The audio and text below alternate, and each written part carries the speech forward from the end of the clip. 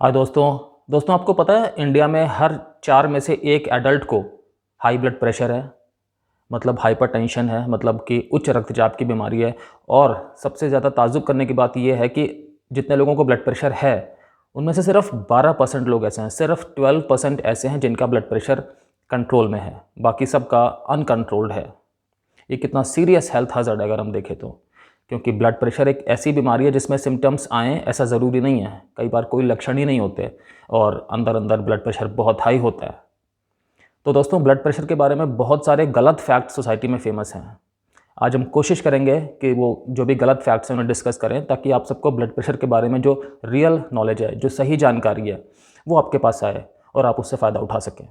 कोई भी आपसे बोले कि ब्लड प्रेशर सीरियस नहीं होता, अब उसकी बात को बिल्कुल मत मानना, क्योंकि ब्लड प्रेशर बहुत बहुत बहुत सीरियस बीमारी है और इसके जो आफ्टर इफेक्ट्स हो सकते हैं, इसके जो कॉम्प्लिकेशंस हो सकते हैं, वो पूरी बॉडी को अफेक्ट करते हैं, पूरी बॉडी के सारे वाइटल ऑर्गन्स को अफेक्ट कर सकते हैं।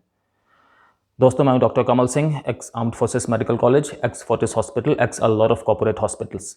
दोस्तों मुझे 20 साल से भी ज़्यादा का क्लिनिकल एक्सपीरियंस है और मैंने critical care medicine, emergency medicine और इंटरनल मेडिसिन में बहुत सारा काम किया है।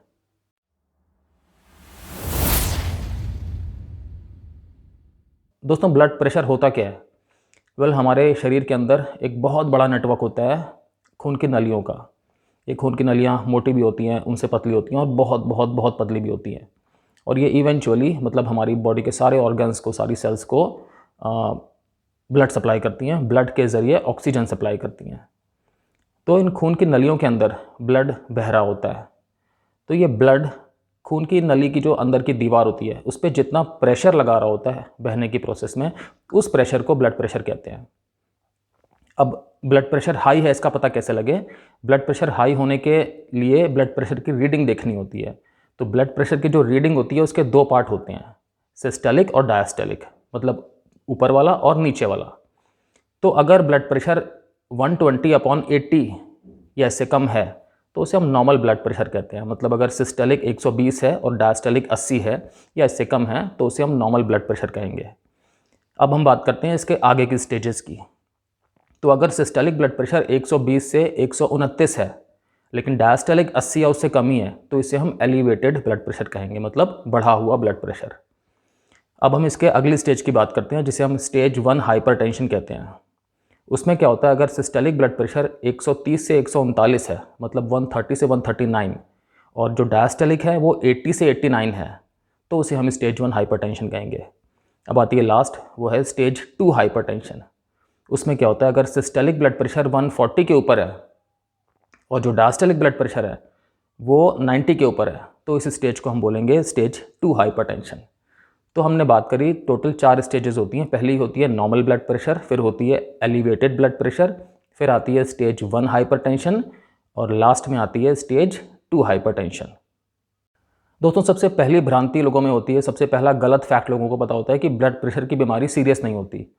अब ये तो एक्चुअली एक सबसे बड़ा जो है वो झूठ है, क्योंकि ब्लड प्रेशर ज़्यादा होना एक बहुत सीरियस बीमारी है। अगर ब्लड प्रेशर लंबे टाइम तक ज़्यादा रहे तो इसके बहुत ज़्यादा हार्मफुल इफेक्ट्स बॉडी में हो सकते हैं। मैं आपको बहुत डिटेल में तो क्या बताऊं, क्योंकि अभी हम बहुत सारी चीज़ों के बारे में बात करेंगे, लेकिन आप इतना समझ लीजिए कि हाई ब्लड प्रेशर अगर लगातार बना रहे तो उससे हार्ट अटैक की संभावना रहती है, एंजाइना हो सकता है, हार्ट फेलियर हो सकता है, उससे किडनीज़ की प्रॉब्लम हो सकती है, आँखों की प्रॉब्लम हो सकती है। जो हमारे शरीर की नसें हैं, जो हमारे शरीर के अलग अलग हिस्सों में नसें हैं, उनके अंदर दिक्कतें पैदा हो सकती हैं। हमें ब्रेन का अटैक पड़ सकता है, मतलब स्ट्रोक अटैक हो सकता है, जिससे पैरालिसिस हो सकता है और इस तरह की बहुत सारी बीमारियां हो सकती हैं। दोस्तों लोगों में दूसरी एक बहुत बड़ी भ्रांति होती है, एक गलत फैक्ट पता होता है कि ब्लड प्रेशर तो एक सिर्फ जेनेटिक की बीमारी है, मतलब अगर हमारी फैमिली में है तो हमें भी होगी, तो हम इसके लिए ज़्यादा कुछ कर नहीं सकते, तो फिर टेंशन क्यों लेनी, जो मर्ज़ी खाओ पियो, जैसे मर्ज़ी लाइफस्टाइल कंटिन्यू करो। बट ये एक गलत चीज़ है। हाँ, ये बात सच है कि ब्लड प्रेशर होने के पीछे जेनेटिक्स का बहुत इंपॉर्टेंट रोल होता है। लगभग 100 से भी ज़्यादा जीन्स पाए गए हैं जो कि ब्लड प्रेशर को कंट्रोल करने में, जिनका रोल होता है ब्लड प्रेशर वाली बीमारी को आगे जनरेशन में ट्रांसफ़र करने का। लेकिन इसका मतलब ये नहीं है कि अगर आप एक हेल्दी लाइफस्टाइल रखेंगे तो आपको ब्लड प्रेशर ज़रूरी हो क्योंकि आपकी फैमिली में पहले किसी को रह चुका है, ऐसा कुछ बिल्कुल एसेंशियल नहीं है। तो इम्पॉर्टेंट ये है कि अपने लाइफस्टाइल का ध्यान रखा जाए। फॉर एग्ज़ाम्पल स्ट्रेस कम से कम लीजिए अपनी लाइफ में, फिज़िकली एक्टिव रहिए, अल्कोहल का इंटेक मत लीजिए और इस तरह की बहुत सारी चीज़ें हैं। सॉल्ट का इंटेक कम करिए, जंक फूड का इंटेक कम करिए, अपनी नींद पूरी लीजिए। आप इस तरह की चीज़ें करेंगे, फिज़िकल एक्सरसाइजेज़ करिए, तो आपको ब्लड प्रेशर होने के चांस, ब्लड प्रेशर ज़्यादा होने के चांस कम रहेंगे। तो ऐसा बिल्कुल मत सोचिएगा कि अगर आपकी फैमिली में ब्लड प्रेशर रन कर रहा है तो आप भी उसके शिकार होंगे ही होंगे। ऐसा एक कोरिलेशन है, लेकिन ऐसा हर एक के साथ हो ऐसा ज़रूरी नहीं है। आप अपने लाइफस्टाइल के फैक्टर्स को ऑल्टर करके हाई बीपी होने के चांस कम कर सकते हैं। दोस्तों, एक और भ्रांति लोगों में होती है कि हाई ब्लड प्रेशर जब हमारी एज बढ़ जाएगी तो उस टाइम पे हो ही जाएगा। मतलब लोगों ने अपने मन में ये बना रखा होता है कि जिन लोगों की एज ज़्यादा होती है उनके अंदर हाई बीपी हो ही जाता है, उनका बीपी बढ़ ही जाता है। तो इस बारे में साइंस क्या कहती है, इस बारे में फैक्ट क्या कहते हैं? हाँ, चांसेस जो लोग एजेड होते हैं उनमें ज़्यादा होते हैं कि बजाय यंग लोगों के या मिडिल एज लोगों के बीपी होने के।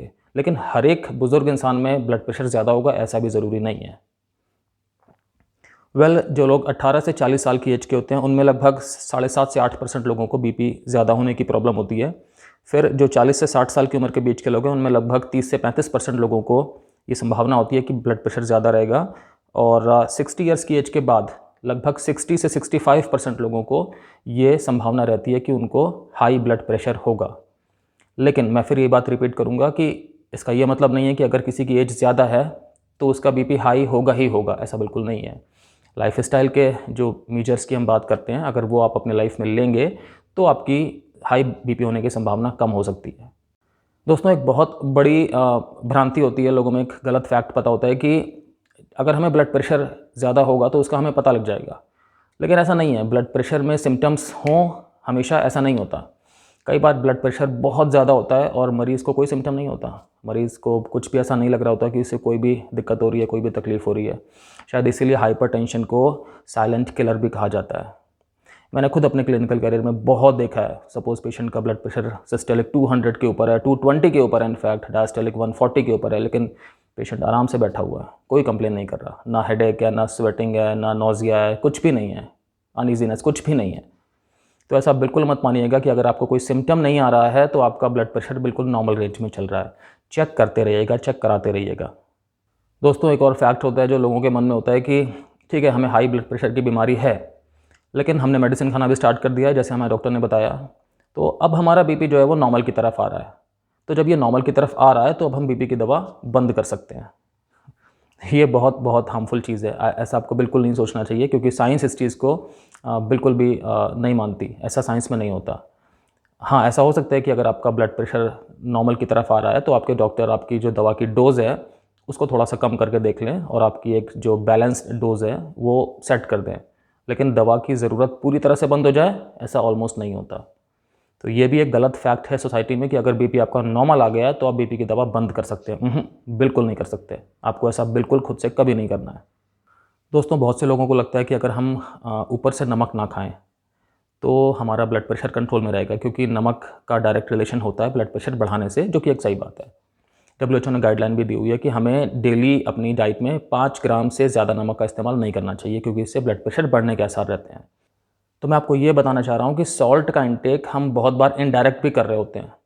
दोस्तों, आप बहुत सारी चीज़ें ऐसी खा रहे होते हैं जैसे कि चिप्स हैं, या जैसे कि सोडा है, या चॉकलेट्स हैं, या खाने की बहुत सारी चीज़ें होती हैं जो मोस्टली पैकेज्ड फूड होता है, जैसे ब्रेकफास्ट के सीरियल्स होते हैं, या इन सब चीज़ों में पहले से ही नमक होता है। और वो नमक इस तरह का होता है कि आपको शायद उसका टेस्ट में ना भी पता लगे, लेकिन वो आपका डेली जो इंटेक है 5 ग्राम का होना चाहिए, उसमें वो सब ऐड ऑन होता रहता है। तो आपको हो सकता है कि आप ऊपर से 5 ग्राम ही नमक लें, लेकिन आप चूँकि ये सब चीज़ें भी ले ही रहे हैं तो आपका टोटल इंटेक दिन का ज़्यादा हो ही रहा है, जिससे कि बीपी बढ़ने के चांस रह रहे हैं।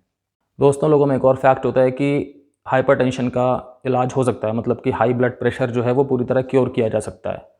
लेकिन मॉडर्न साइंस कहती है कि नहीं, हम इसे मैनेज कर सकते हैं, हम इसे कंट्रोल में रख सकते हैं, लेकिन इसका पूरी तरह से इलाज हो जाए, ये ऐसा कुछ नहीं है। ऐसा 100% पॉसिबल हो, ऐसा नहीं है। कभी कभी ऐसा होता है, कुछ कुछ रेयर केसेस होते हैं जिसमें कि बॉडी में कुछ किसी वजह से ब्लड प्रेशर बढ़ा होता है।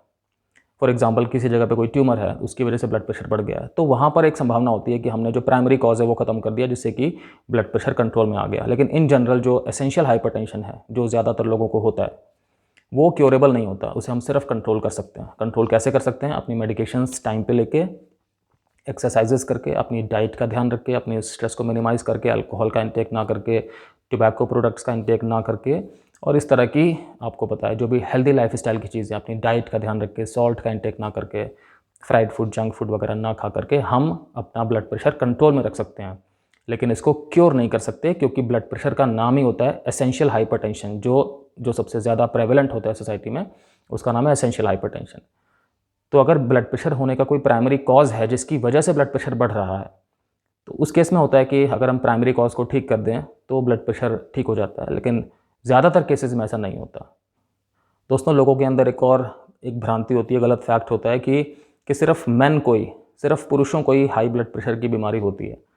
तो फ्रेंड्स, ऐसा बिल्कुल नहीं है। हाँ, ऐसा है कि 45 ईयर्स की एज तक मेन को हाई बीपी होने की चांसेस वीमेन की अपेक्षा ज़्यादा होते हैं, 45 की एज तक। फिर 45 से 64 ईयर्स की एज तक में दोनों को बराबर संभावना रहती है। लेकिन 65 के ऊपर वीमेन को चांसेस ज़्यादा हो जाते हैं, मतलब महिलाओं को हाई बीपी होने के चांसेस ज़्यादा हो जाते हैं। तो अपने मन में ऐसी कोई बात मत बनाइएगा कि सिर्फ पुरुषों में ही हाई ब्लड प्रेशर होता है, ऐसी कोई चीज़ होती है, ऐसा नहीं है। मैंने आपको जैसे बताया, एज ग्रुप के हिसाब से संभावना आगे पीछे होती रहती है, बट ओवरऑल मेल और फीमेल, मैन और वीमेन दोनों ही में हाई बीपी होने के चांसेस होते हैं। दोस्तों, एक और गलत फैक्ट है कि बहुत सारे लोगों को लगता है कि बीपी ज़्यादा होने की डेफिनेशन है कि 140/90, मतलब 140/90 से ज़्यादा हो तभी उसे हाई बीपी का नाम दिया जाता है। मैंने आपको अभी इस वीडियो के स्टार्टिंग में बताया था कि ऐसा नहीं है। स्टेज 1 हाइपरटेंशन तब होती है जब ब्लड प्रेशर 130/80 से ज़्यादा होता है, मतलब 130/80 से ज़्यादा हो जाता है।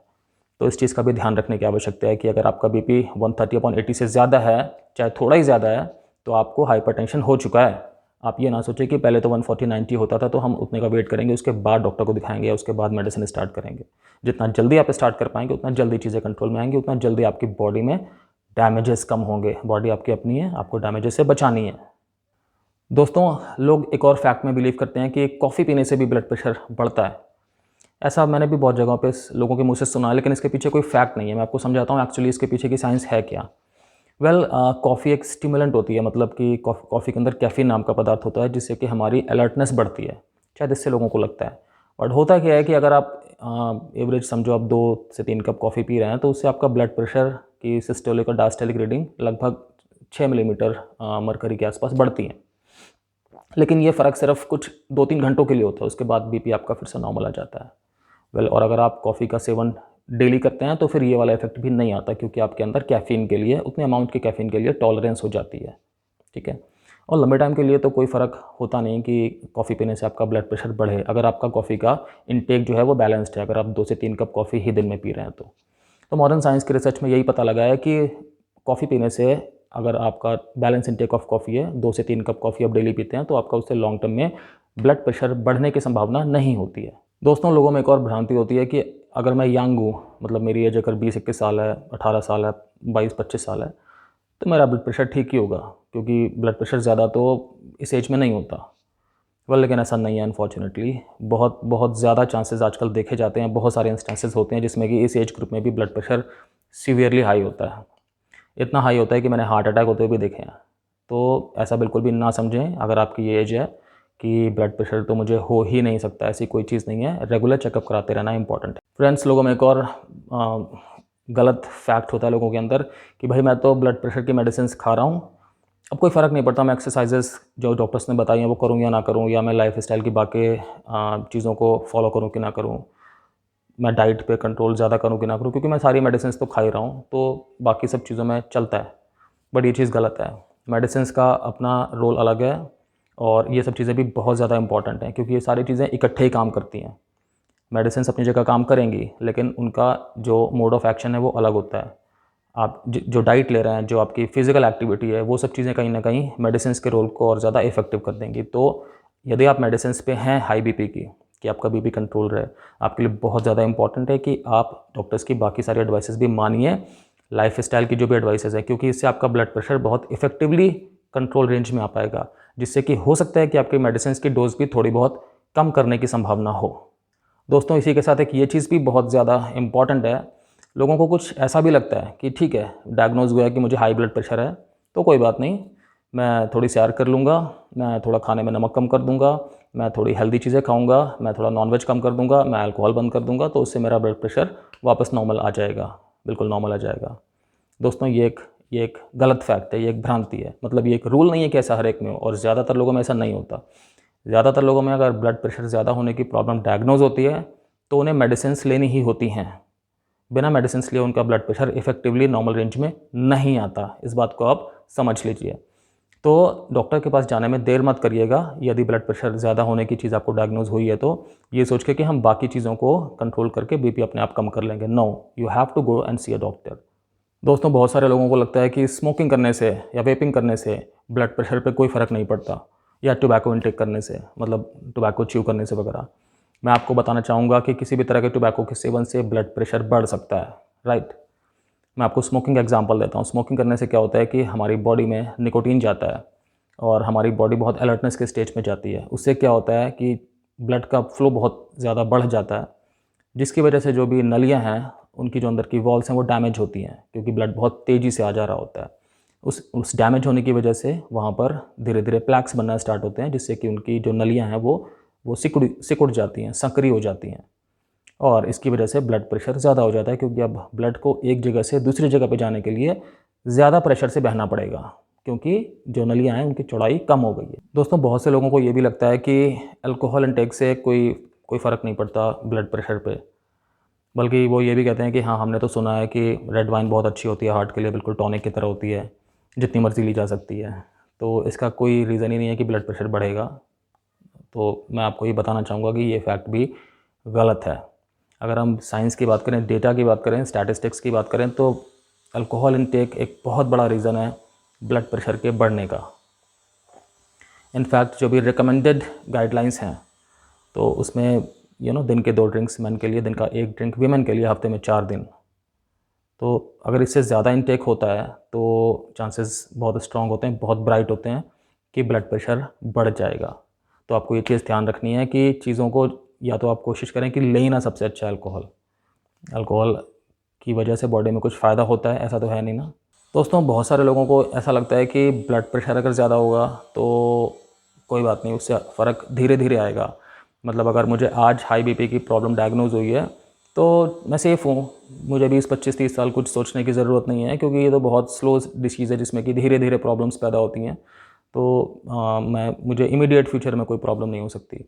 ऐसा बिल्कुल भी सही नहीं है। बहुत सारे ब्लड प्रेशर से डायग्नोज मरीज़ों में देखा गया है कि बहुत जल्दी ही कुछ कॉम्प्लिकेशन हो जाता है, अगर वो ठीक से अपनी बीमारी का मैनेजमेंट नहीं कर रहे हैं तो बिल्कुल भी हल्के से लेने की ज़रूरत नहीं है। ऐसा बिल्कुल मत समझिए कि ब्लड प्रेशर की ज़्यादा होने की बीमारी अगर आपको डायग्नोज हुई है तो कॉम्प्लिकेशन बहुत टाइम बाद ही आते हैं। ऐसा नहीं है, कॉम्प्लिकेशन बहुत जल्दी भी आ सकते हैं। फ्रेंड्स, हमने बात की साइलेंट किलर हाइपरटेंशन की। हाइपरटेंशन मतलब हाई ब्लड प्रेशर। अब देखिए ना, ये इतनी कॉमन बीमारी है कि हमारे सर्कल में, हमारी सोसाइटी में लोग ऐसे होते ही हैं जिन्हें हम जानते हैं, जिनको कि हाई बीपी की बीमारी है। तो और हम में से ज़्यादातर लोगों को ये सारी की सारी चीज़ें नहीं पता होती, क्योंकि ये सब नॉलेज मेडिकल नॉलेज है और कॉमन लोगों को इसका इतने अच्छे से एहसास नहीं होता। तो लोग कुछ किसी भी चीज़ को मान करके फॉलो करना स्टार्ट कर देते हैं।